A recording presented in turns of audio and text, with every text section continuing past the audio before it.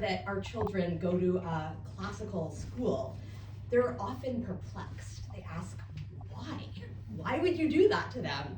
Why Latin? Why Euclid? Why bother studying a bunch of dead white men? What do they still have to teach us? And why not live in the present moment? Why not embrace the current age and prepare our students for a future in this century? I've gotten this so many times. And so if you receive our weekly bulletin, you know that this is one of Greg Markowitz's favorite topics to talk about, to think about, and to write about. And he does so in such a compelling way. But each week we only get about 200 words toward answering the question, why classical education? And so I'm thrilled to say that tonight we will get a far more robust answer to that question. And I'm delighted to introduce to you our own head of school, Mr. Greg Markowitz. Greg has been our energetic, visionary head of school for 4 years now, and he's done absolute wonders to reinvigorate LCA both inside and outside of the classroom, along with a wonderful team of administrators and teachers, and he's propelling our school forward. Greg has a BA in economics from Middlebury College and an MA in liberal arts from St. John's College. From 2015 to 2017, he was at the Key School in Maryland, and in 2022, he was a founding faculty member of Valor Education in Texas, where he worked until 2022 before joining us here. Without further ado, please join me in welcoming Greg Markowitz to deliver our spring lecture called What is Classical Education? We are on the edge of our seats, and we can't wait to find out. Thank you.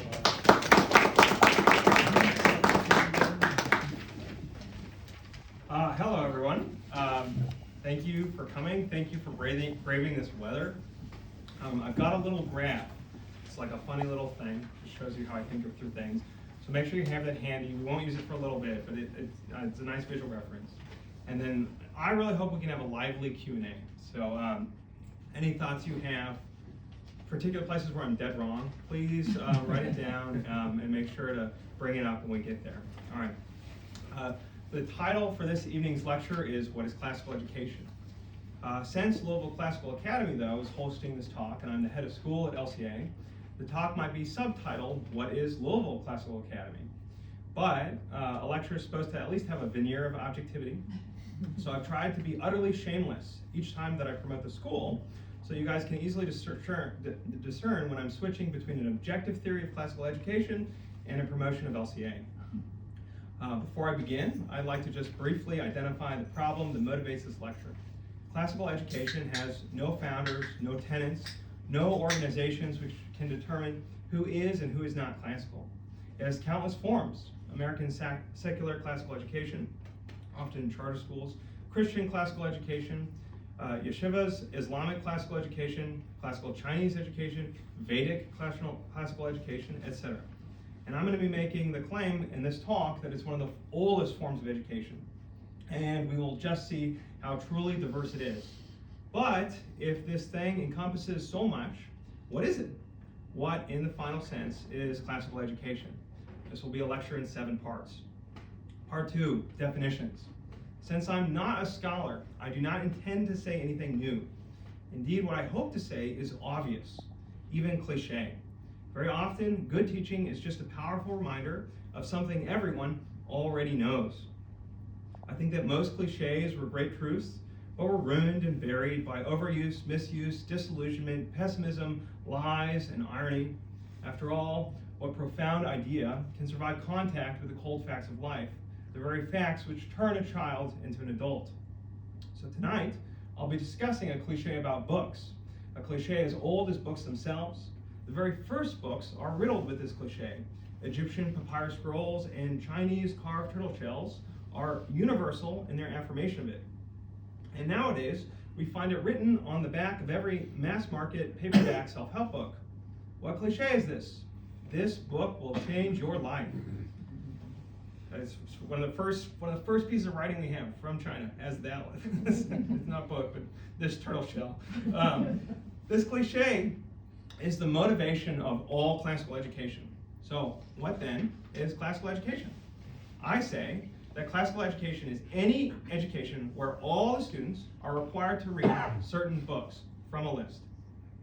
Why do students have to read these books? Because these books will change their lives. Thus, classical education is founded on a cliche. We classical educators, teachers of all kinds, are by definition dupes. And in affirming that we teach cliches, we can easily conjure the specters of our countless critics. What, really? In this day and age, you expect the students to read this book?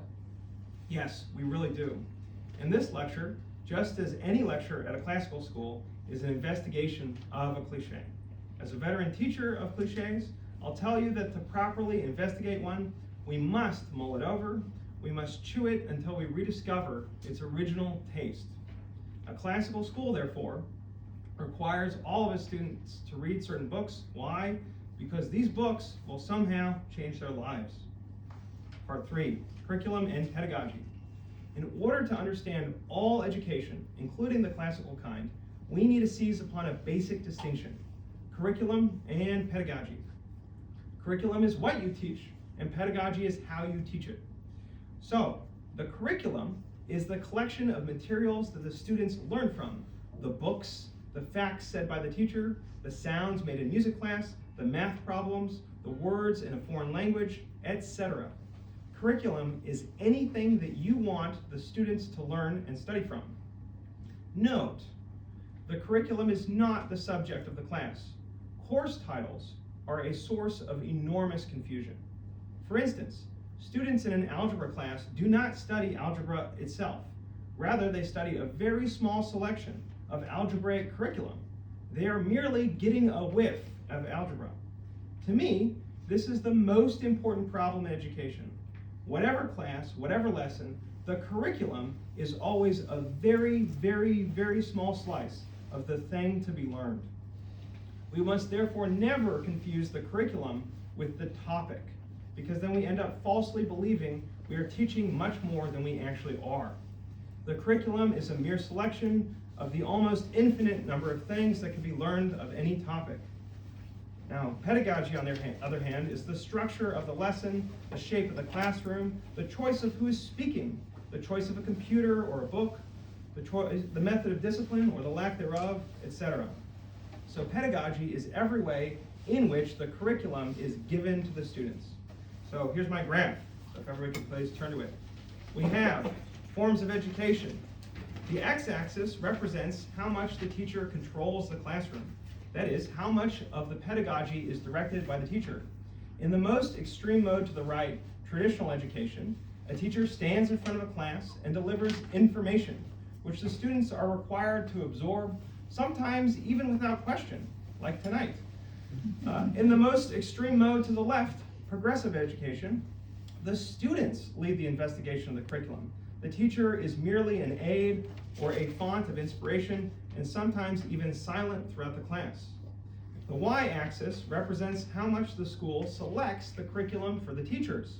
In the most extreme mode to the top, classical education, a teacher is required by the administration to teach a fixed curriculum in each class. They have no say in the choice of the curriculum. In the extreme mode to the bottom, technical education, neither the school nor even the teacher fully knows the curriculum.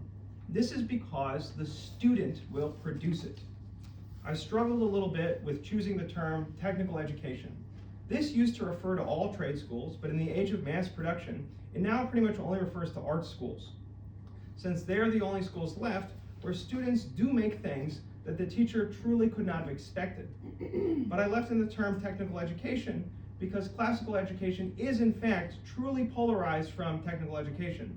There just aren't going to be any classical schools where they're teaching plumbing. Okay? So this graph is important because it shows that actually classical schools can be either progressive or traditional. Classical schools have a reputation for being traditional schools, but if you try to understand the movement through this paradigm, you won't get very far. There are several classical schools that carelessly conflate classical education with traditional education and end up punting on the curriculum, remaining classical in name, but only traditional in fact.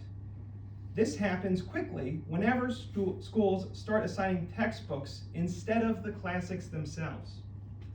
There is nothing like a good textbook to kill curricular discipline within a program. This is because textbooks don't teach the original thing. They summarize it. This isn't bad, it's quite useful, which is why almost everyone does it. But because textbooks are summaries, they're subject to constant revision. Further, many good teachers don't have the students read, many good teachers don't have the students read the textbooks themselves. They just summarize the textbooks for the students and then use the textbook as a reference.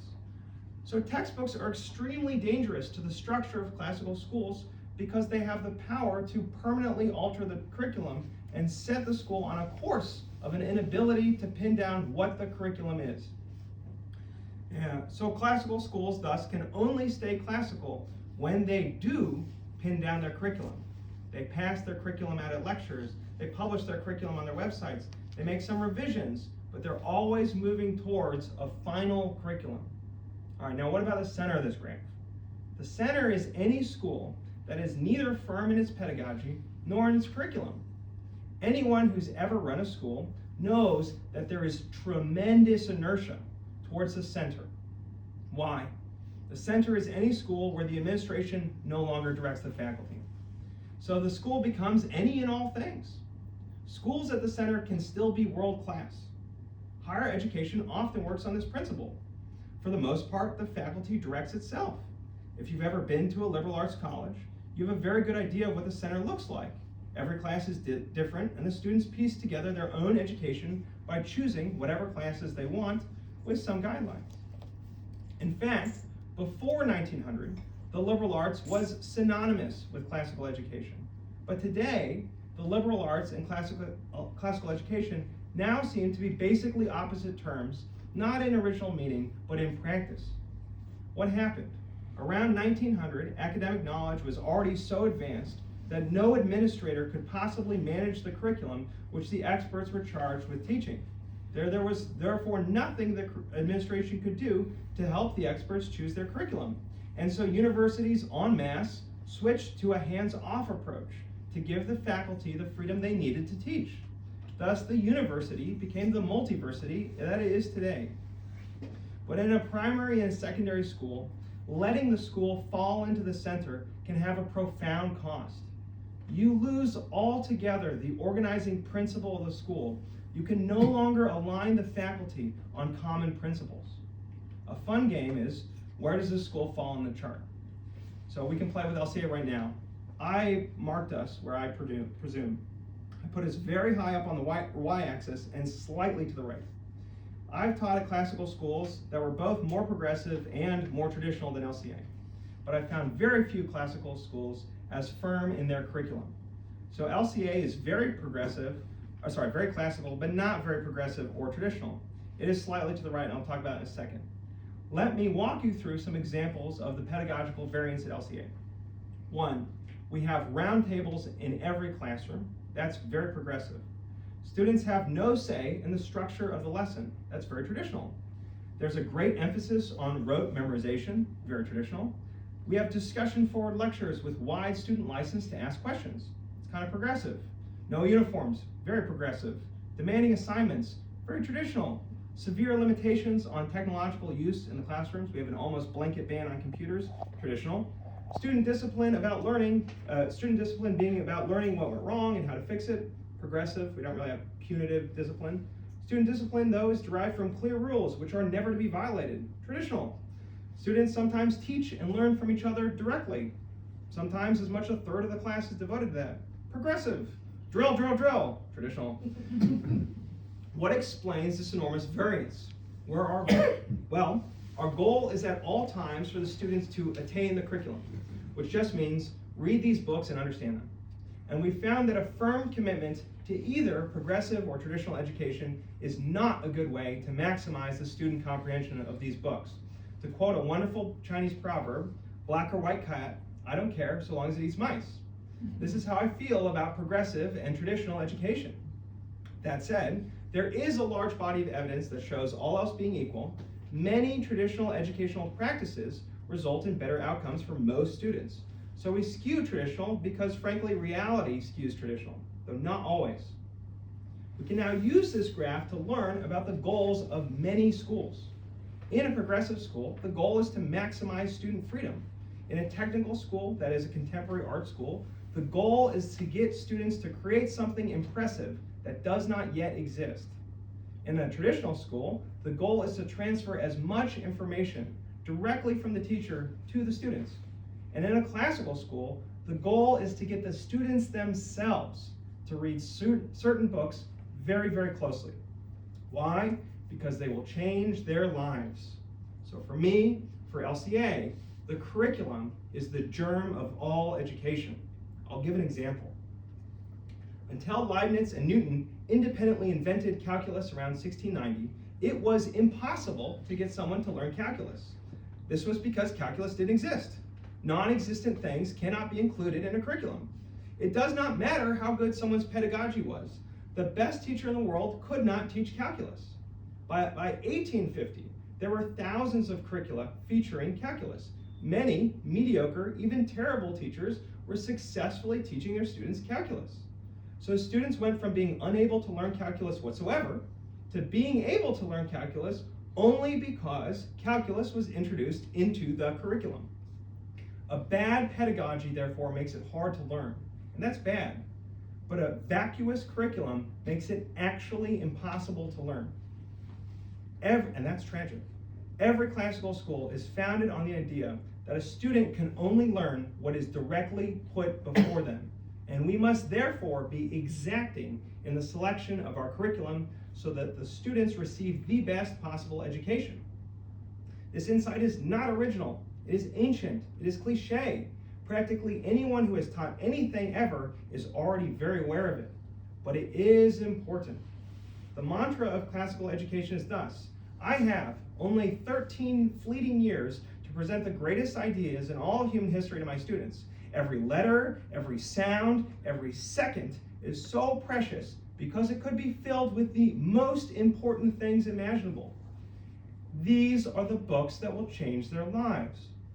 So classical schools are very old, probably as old as writing is. Not because there has been a 3,000-year unbroken tradition of advocacy for classical education, but because classical education is simply a category of education itself. And throughout history, people have independently realized again and again that this type of school is useful for accomplishing their educational goals. And every time someone realizes just how important curriculum is, they move their school one step closer towards classical education.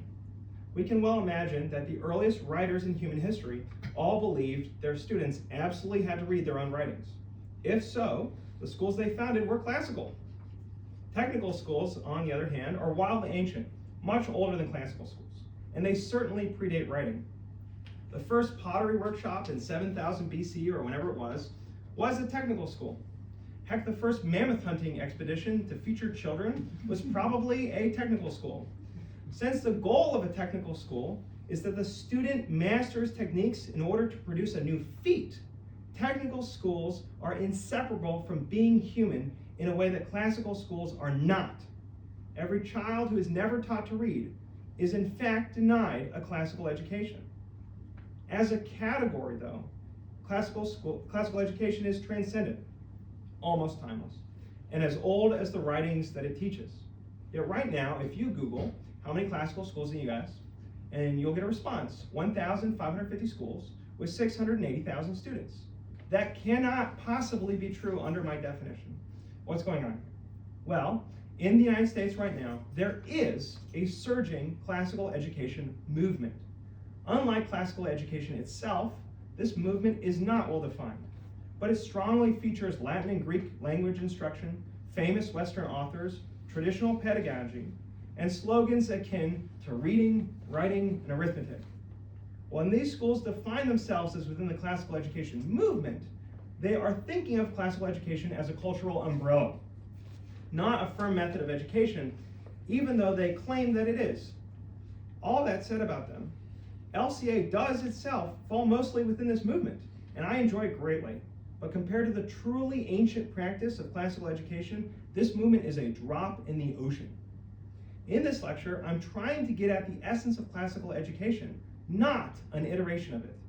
This will require a much broader perspective, which will become obvious when we consider the pinnacle of classical education. Part 4, the pinnacle of classical education, the Song Dynasty China, circa 1000 AD, and Confucius's Analects. What is the best example of classical education in human history? Unequivocally, I say it was the Song Dynasty in China, circa 1000 AD. Why? The Song Dynasty's government established a special certification for nearly all high governmental offices. This certificate was only awarded if someone passed an anonymous and grueling exam called the imperial examination. It had a 99% fail rate, and the exam was strictly based on the mastery of 13 1,500-year-old books at the time. They're now 2,500-year-old books, called the 13 Classics. They were written in a language called Classical Chinese, which was unintelligible already to the Middle Chinese of the time. So think the difference between French and Latin. That was what they had to prepare for. Examinees were essentially required to memorize all 600,000 characters of those 13 books in order to pass. If you know what a character is in Chinese, right, it's a letter that represents a word. So you had to memorize 600,000 distinct letter forms to understand the words composed. To just conceive this in Western terms, it would be like requiring every president, senator, judge, general, admiral, comptroller, police captain, etc., not only to be completely fluent in ancient Greek and Latin, but to be able to recite any passage of Plato's corpus from memory, and to compose Latin and Greek poetry in the styles of Virgil and Homer, respectively. This was incredibly weird, even by Chinese standards of the time, but it was so well executed that it, of course, became the new Chinese standard. One particular weirdness of this system was that it was open to everyone, and elaborate methods were put into place in order to prevent cheating, so that the nobility, which held power at the time, couldn't influence the results. Now, everyone knows this about nobles. They're not terribly hard workers. This exam sounds like quite a bit. Thus, the nobility began hemorrhaging important jobs to commoners. A full 57% of high-ranking governmental officials, by the time that they've been around for 100 years, had no direct relatives, no father, no grandfather, or even great-grandfather who had previously held high office, absolutely crushing the power of the hereditary nobles within 2 generations. This was unprecedented not only in China, but in human history. The Chinese peacefully overthrew their aristocracy and created a fully functioning meritocratic government by around 1000 AD, in which all governmental employees had intensely studied 13 very, very good books in order to prove their merit. As a result, educational attainment, not wealth or genetic lineage, rapidly became the highest status symbol in Chinese society. What else did this do? Well, the system was incredibly effective at preventing coups, which up until that point have been very frequent in China, as in every other country in the world. Imagine if one of the main qualifications of a general is that he can compose beautiful poetry in a language his soldiers literally cannot understand. Is that man likely to overthrow the government? Behold, the Song Dynasty. It did certainly weaken the Song militarily. They were the first Chinese dynasty to be conquered by a foreign power, the Mongols. But that all that said, the imperial examination did do wonders at subordinating the military to the civil powers. Before their military collapse, their society flourished. They radically increased their population. They entered into a golden era of art. They discovered an enormous number of new technologies, including gunpowder, and were imitated by future generations of Chinese scholars and bureaucrats, including their Mongol conquerors, for 1,000 years to come. Why did the Chinese risk their entire civilization by requiring all of their magistrates to dedicate countless hours to studying a very short list of books? Did they know that it would work? Of course not. They had no idea what would happen. They implemented this system of radical classical education simply because they thought these books were just really, really good books. And they believed that these books would change their lives. The books, in fact, did, changing not only the course of Chinese society, but probably also the course of human history. If you knew such a really, really good book existed, would you need another reason to ask everyone you know to read it? Thus, we can see the Song dynasty maximally implemented classical education by insisting on these 3 books above all else. They used the entire apparatus of the government to enforce this education. It changed their lives. By the way, the imperial examination was the origin of our modern standardized tests, such as the SAT, the GRE, the MCAT, or the LSAT. The British East India Trading Company found out about the exams through their trading and began implementing their own British version within the corporation. It then spread to the British mainland, and then eventually from England to the rest of the West. So, all that is pedagogy. We're here to study curriculum. What was on the imperial examination? The most important author was Confucius, who is the absolute best example of a writer who wrote really, really good books. His Analects, composed, again, 1,500 years prior to the Song dynasty, 2,500 years prior to the present, were so popular and important that he's still quoted regularly today in China, despite an attempt to violently purge all Confucian scholarship during the Cultural Revolution. Several other books attributed to Confucius form the rest of the Song canon. So what did Confucius say that was so good? If you want to understand Confucius in a sentence, here is the aphorism. The master said, "Whenever 3 people walk together, there must be one who is my teacher. I find what is good in them and follow it. What is not good, I get rid of it myself." This single sentence, in the most direct way possible, separates the idea of what is good from the idea of what is natural, that is by birth. It's a little hard to overstate how important this is. According to Confucius, I can always become good simply by imitating what is good, what is out there right in front of me. There is always a teacher. And avoiding what is bad. And all it takes is the ability to pay attention. Study the good always and adapt it to yourself. Study the bad always and adapt away from it. Live so that in every moment you are a student before a teacher, and reform your life relentlessly according to what you learn. Can you imagine a more impressive human being than Confucius? Note that Confucius here is undermining nobility at its essence. One's goodness is not disseminated by birth, but by education, particularly self-education. According to Confucius, education is therefore always moral, a moral education primarily accomplished by you alone. You decide who your teachers are. The teacher is always there. There must be one who is my teacher. Education in this way is also an education for all. Regardless of your role in society, whether a diplomat or a judge or a general, it is critical that you understand that your goodness is not a product of your birth, but a product of your own continued learning.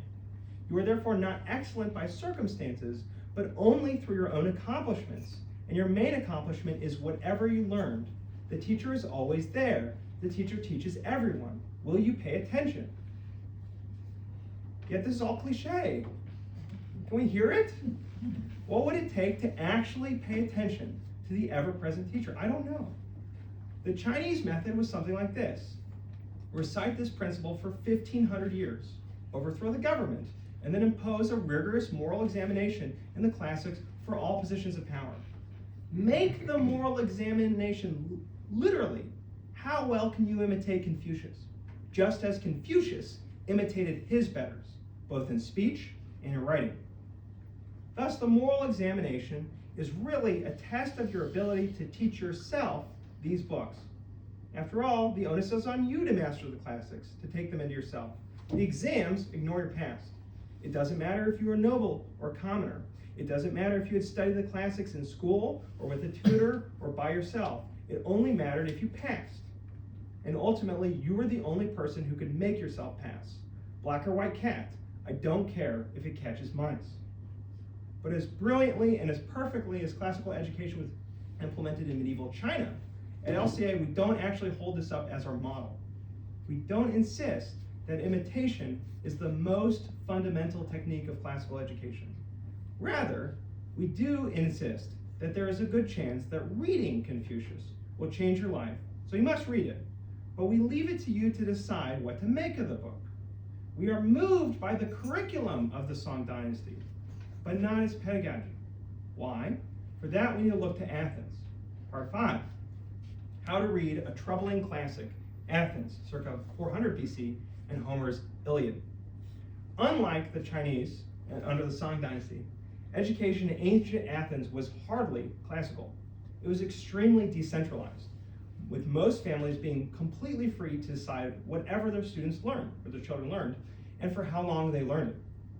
Most schools were cobbled together with arrangements with tutors and rented spaces, and many schools met outside of the city walls because it was free. A student would come with a wax tablet, a musical instrument, and their slave, whose primary job was to beat the student whenever they played hooky. Music and gymnastics, with some writing, formed almost the whole of their education.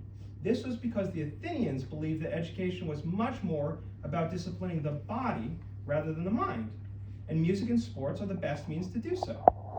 Yet there was one component of their education that was extremely classical: Homer's two great poems about the Trojan War, the Iliad and the Odyssey. Every teacher taught these two poems to their students, and the students were expected to memorize pretty much the whole thing. If you didn't know your Homer, you wouldn't be invited to the fancy dinner parties, and so there were powerful social incentives to study it. Why were Homer's poems so important? Well, they were the linchpin of a broader Greek identity. Greece is a very unique country, littered with thousands of islands, so despite being small, it is incredibly diverse. At the time, or we can imagine this, there wasn't going to be an obvious thing as being Greek. So the Greeks raised Homer himself up as the standard of their identity. This was convenient because the dialect that Homer used was already so antiquated that it was a neutral touchstone everyone could agree on. The Iliad also included a famous chapter narrating each ship in the Greek fleet, its homeland and its captain. You can well imagine that every Greek aristocrat knew which of the ships their great-great-grandfather had served on. Thus, to be Greek might have meant having an ancestor who sacked Troy. Thank you, Andreas. But just as with Confucius and China, I suspect that the real reason Greekness began to revolve around Homer was just that Homer's books were really, really good. So good they changed everyone's lives. And so by the time Socrates was born, to be Greek and to read Homer were almost interchangeable terms. So much so that Socrates plainly said, Homer taught Greece, and no one disagreed with him. But Socrates absolutely exploded this tradition. He was an excellent student of Homer. He could apparently quote Homer effortlessly off the cuff. He had a particular knack for using a quote to make it mean something completely new, often entirely opposite of what it meant in its original context. I suspect that this wasn't that unique of a skill. Many people have been intentionally reusing, misinterpreting the quotes of famous authors for as long as there have been famous authors. Socrates, however, as much as he respected and mastered the verse of Homer, seems to have also been an unrelenting critic of the poet. Although he thought Homer's books were really, really good poetry, he also thought they contained horrible morals.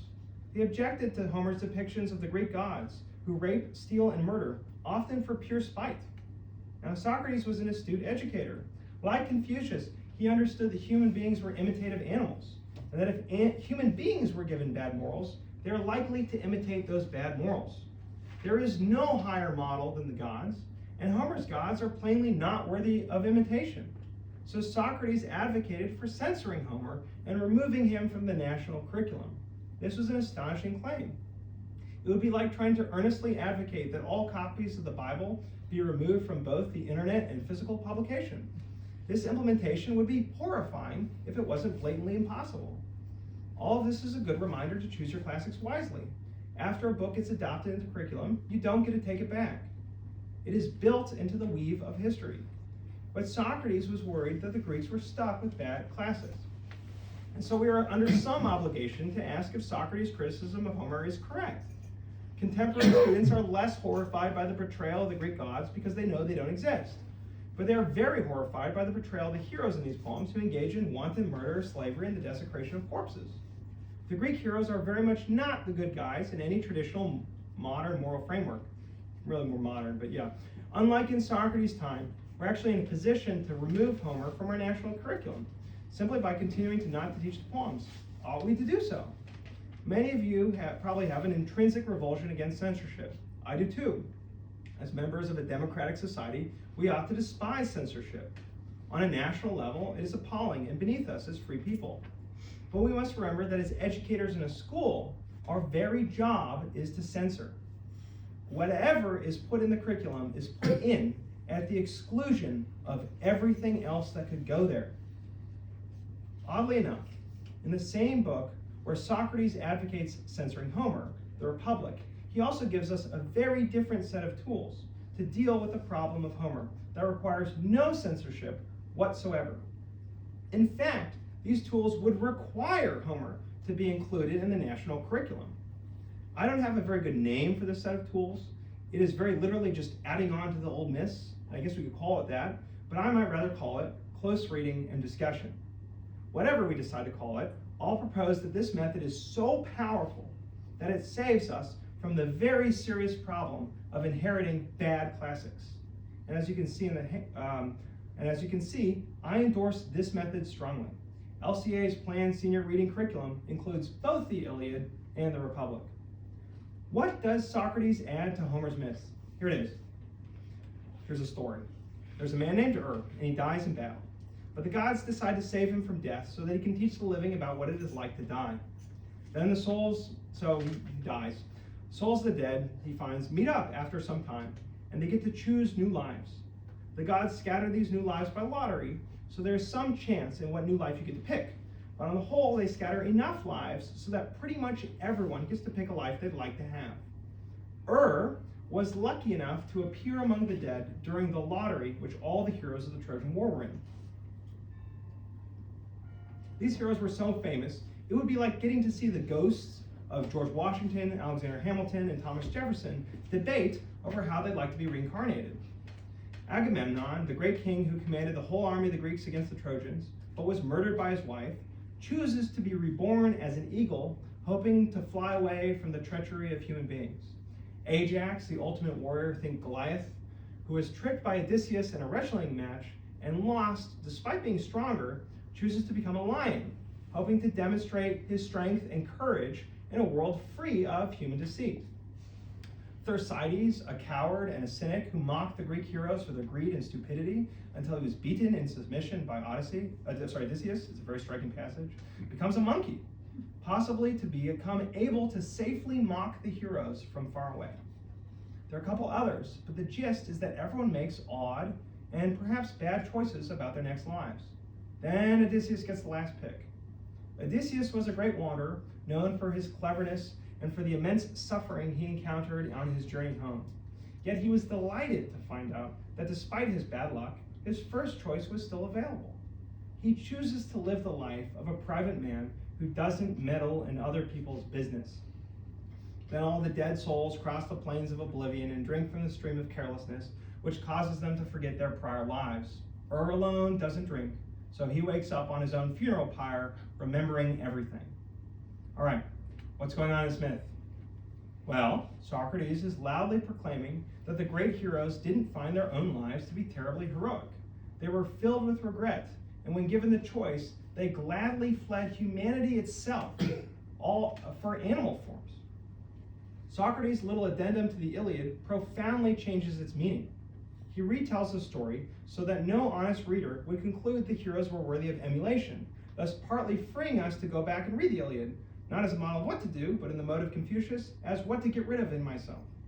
But Socrates is not so foolish as to give us only negative models. Again with Confucius, he permits us a worthy third man, my teacher. This hero, Odysseus, does not choose to reject being human. To understand why Odysseus might have regretted his human life when the others did, we have to think about the Odyssey. In that poem, Odysseus is a reckless adventurer, just like all the other heroes. He becomes cursed due to his hubris and has a hard time getting home, but you can kind of tell he just doesn't want to go back. He's enjoying traveling too much, he loves seeing the world, sacking cities, getting rich and famous. Thus he stalls until he is forced to make a trip to hell. There he finds his dead mother, who accosts him for abandoning his duty, and he realizes that he has made a terrible mistake in not hurrying home. He also finds his friends from the Trojan War there, particularly Achilles, who was made king in hell for his glory on earth. And he hears from Achilles that maybe the life of the hero was not so great. Achilles says, "I would rather be on earth, a slave to another man, a landless peasant without a living, than be king over all these wasted dead." Note that Achilles' speech doesn't just reject the life of the hero, it also praises the life of the slave because the slave lives under the sun. So we can see that Socrates didn't exactly make up the idea that Homer's heroes hated their own lives. Perhaps Socrates' little addition is the correct reading of the Iliad. But what's this about Odysseus' strange choice to be reborn as a private man? The Greek word for private man is idiotes. This word is in fact the origin of our word, idiot. It originally meant someone who is busy with their own things, and therefore someone who abstains from politics because they're too busy getting their house in order. It was, though, as much a slur then as it is today, because the Greeks thought that anyone who wasn't trying to do politics and therefore cared for others was a money grubber, perhaps a nasal gazer, or a coward. In Greece, the primary job of the rich was to spend their wealth improving the government. The idiotes rejected this duty. When Odysseus chooses to become an idiotes, a typical Greek would have mocked him for doing so. But since Odysseus goes last, delighting in a moderate life, when the other heroes reject their humanity and become animals, he seems to have made the serious and perhaps superior choice. In becoming an idiotes, Odysseus is uniquely choosing to become a human being as opposed to a mere beast. And Odysseus, having traveled far and wide, knowing many people, is in the best position to have made the best choice. So why then is Socrates retelling the myth to praise the life of an idiot? Well, in an imaginary just world, being an idiotes would actually be bad. This is because in a just world, we ought to be taking care of everyone else, since that's the right thing to do. But in a world where justice is not guaranteed, that is, in the world we actually live in, if I presume to manage other people's business, I'm likely to make a mistake and do wrong to them. I can't really be sure what justice is. There is no reliable guide. I know that I ought not to blindly obey the tenets of my society or the fancies of my own will, but knowing that almost leaves me nothing to go on. So I have to look inward. I have to get busy with my own things so that I can become self-reliable. I have to learn. Socrates is claiming that the moral responsibility to better ourselves is what separates the humans from animals. Cats have no real obligation to learn. We're impressed when they do, but we don't ask much of them. It is only the human being that must learn to be good. So Socrates' idiot is not your typical idiotes. He's not greedy, distracted, or incompetent. Rather, Socrates' idiot is a profound learner. He is the one who, after warring for 10 years and wandering for 10 more, learning every nation and the character of its people, decides to settle down, placing goodness over glory, peace over war, home over heroism. Now we can see why the Republic is such a crucial addition to Confucius' teachings. How do we know who is good and bad? Perhaps unlike the Chinese, our classics are corrupting influences, not ennobling influences. I think that's wrong, but we should wonder it. Confucius is not wrong. We must relentlessly imitate the good and reject the bad.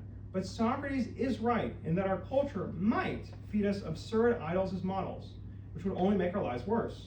So we need to train ourselves to escape this danger. You see, we've already read the books that would change our lives.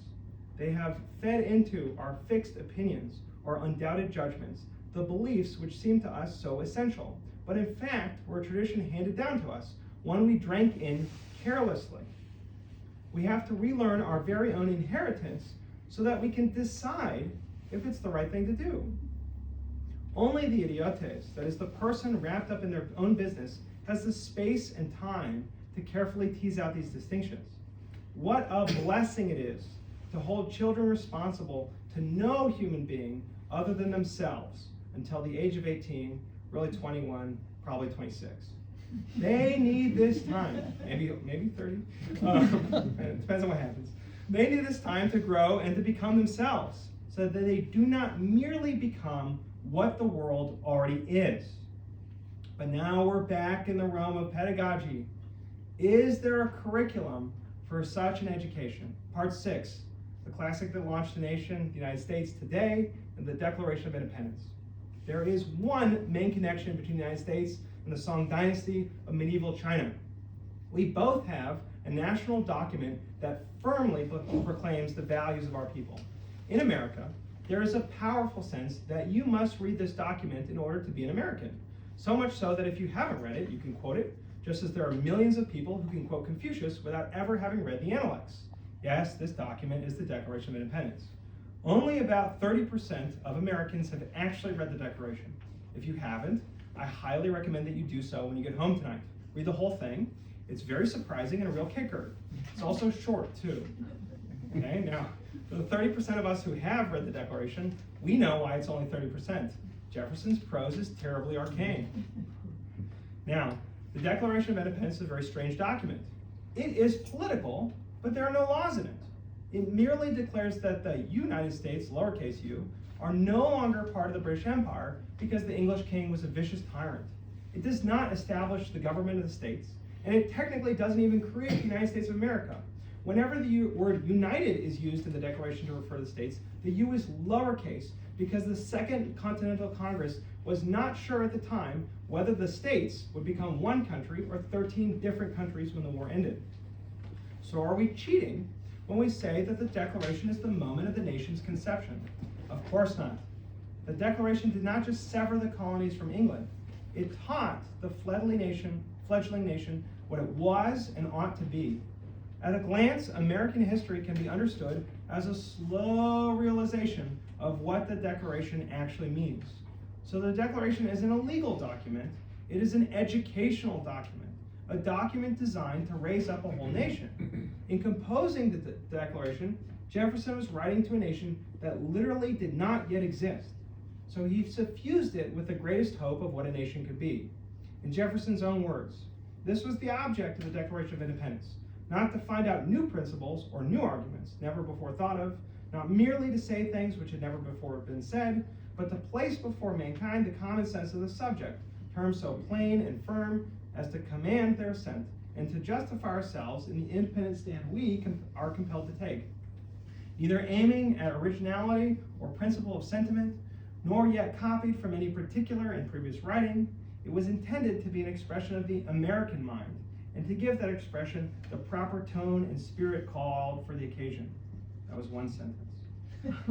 Thus, Jefferson believed that the Declaration was not a document to coerce us into obedience the way laws do, but it was a lesson to convince us to win our assent by arguing from common sense that the nation ought to be a certain kind of way. Thus, as Confucius taught the Chinese, that's fine. So Homer the Greeks and Jefferson us. Come now, enough pedagogy. What is this curriculum? Here's the second sentence. We hold these truths to be self-evident, that all men are created equal, that they're endowed by their Creator with certain unalienable rights, that among these are life, liberty, and the pursuit of happiness. The first clause is merely the assertion that the Declaration is self-independent. These are truths that provide their own evidence. We don't need to bother with proving them. The Greek word for a self-evident truth is axioma, meaning something so worthy, it's essential. The most famous axioms are mathematical. A straight line is the shortest distance between 2 points. The circumference of a circle is equidistant at all points from it on the center. So if you go outwards, right, always the same length. These axioms are worthies because they reveal to us what the thing actually is. What is straightness? The shortest distance. What is circleness? Remaining equally close to a center. They're self-evident because when we see them, we see that they're always already there. But they're not necessarily obvious. Often you must be told the axiom to realize what the thing is. This is why axioms are so worthy. It is easy in life to forget that even the most basic things really are. A circle, a straight line become cliches. We forget their real meaning. We forget they are worthy things. Jefferson, being properly trained in mathematics, recognized just as there are mathematical axioms, there are political axioms. These political axioms define the basic political units, human beings and their government, just as the mathematical axioms define the basic mathematical units. The human being is a cliche. We forget that to be a human being is to be created equal, to be given sacred rights, among these life, liberty, and the pursuit of happiness. The axioms of the Declaration remind us of what we really are. The Declaration is a worthy thing. Of these 5 axioms which define human beings, the first was certainly the most controversial in Jefferson's day. There were two main political institutions that were extremely frequent in 1776, aristocracy and slavery, both of which profoundly reject the notion that human beings are created equal. Jefferson himself infamously owned slaves. Yet his own writing condemns this. So we must ask, is there any truth to these axioms? Let's look. All human beings are created equal. It's a surprising claim if you haven't heard it before. Aren't people born different in height, weight, organ function, appearance, etc.? There are a near unlimited ways to distinguish human beings, even as infants. Are there any two human beings that are permanently indistinguishable, even identical twins? Yet equal does not mean the same. It is instead a claim that from the moment of our creation, we all share something in common. What do we have in common? Being human. Well, what is a human being? The Declaration tells us, an endowment of rights, among which are life, liberty, and the pursuit of happiness. These things define us, but we don't always possess them. Someone can well come along and take away our lives, take away our liberty, and take away our ability to pursue happiness. Yet even if we lose them, they are unalienable to us. Unalienable is just a fancy word that means unable to be given up, unable to be given to another. I'm a human being because I'm living this life. I have this liberty. I pursue happiness in this way. I'm not a human being due to some bodily arrangement. Cut off my hands, pluck out my eye, tear out my scalp. I am still human. Even if I make the ultimate sacrifice and give up my life for another, I cannot give that person this life. Rather, my life is lost and another's life continues. So we have these rights as a product of our creation, and though we may lose them, and in fact will lose them ultimately, we cannot trade them away. We cannot make our rights another's. We are therefore equal in this endowment. Was this convincing? I would bet that if this question, do you believe all human beings are created equal, was asked in 1775, you'd be hard-pressed to get a single person in the room to raise their hand. Yet American history has turned upon the adoption of that principle. Once one has adopted these axioms, as Abraham Lincoln said, the political calculus is as certain as a math problem. Arbitrary killings, slavery, arbitrary arrests, cruel and unusual punishment, disenfranchisement, limitations on freedom of speech, and the practice of religion, etc., are immediately deducible as grave violations of the sacred rights of the human beings so violated. Americans are painfully, or ought to be, aware of any discrepancy between our ideals and our reality, because our founding document so nakedly reveals what our ideals are. Our Civil War, the bloodiest war in American history, was fought to secure those values. How many other nations have been willing to risk self-annihilation in order to affirm a single sheet of paper? The United States is not a culture, or an ethnicity, or even a place, though it possesses all these things, and in fact possesses several of each. Rather, it is a system of values transmitted from one generation to the next, as preserved by a single educational document that can be destroyed but cannot be edited. A document with no legal provisions, no method of enforcement, no specifications whatsoever for how it is to be upheld. The United States, with all of its hairy contradictions and inadequacies, is a truly astonishing experiment in classical education. But perhaps even more importantly than a nation, we must consider what the Declaration has to say about us as human beings. For as Socrates reminds us, in a world with no necessity of justness, we must first mind our own business. The Declaration's axioms tell us of who we essentially are, that we are born equal, at least while we're alive, that we are free, and that we seek happiness. If we are these things, education must be a continual renewal of our certainty of them. We cannot afford for our equality, our liberty, our pursuit of happiness, and most certainly our life to be reduced to unthinking cliches. Yet surely all of us are aware already, long before we walk in the room, we possess these things. How hard it is to believe them. Who can hold on to their sense of liberty for longer than a minute? Your liberty, according to the Declaration, is one of the most essential things about you. It is unalienable, but you continuously need to be reminded of it. You bury yourself in day-to-day life, absolutely forgetting you are a free creature. You become alienated from your unalienable rights because your liberty is so natural to you, it becomes cliche. What would it take to save us from this? Part 7, revising our definitions. Now we've looked at classical education and seen that it's hardly limited to a school. Whole nations have defined themselves by their curriculum. But it's also clear that it's not at all enough to teach these books. You can read them and learn nothing from them because these books are already familiar to you as cliche. We already agree that you ought to do good and avoid evil, that you ought to make yourself good before you can be great, and that everyone is created equal. These books have already changed the world. They have already changed your life. So cliche is the terrible enemy of education. It makes us unable to hear beautiful things by making them commonplace. So I must revise our definition of classical education. A classical school indeed requires all of its students to read certain books, but it must also free the students from the cliches that have wholly enveloped them. So yes, there is quite a bit of pedagogy in the classical curriculum.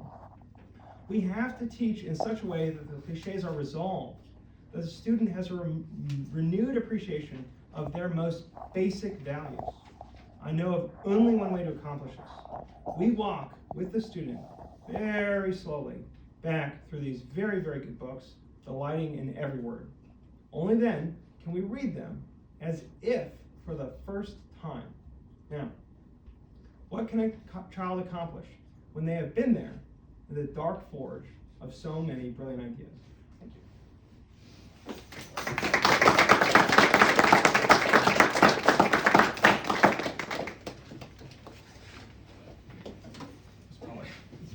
Yes. I feel like I just went through a survey class. I learned so much. When I first came here, because I am a progressive educator, I didn't know what I'd have in common with you and the school, and I found so much overlap that I had immediate buy-in. And I think the main thing was when you were talking about Confucius,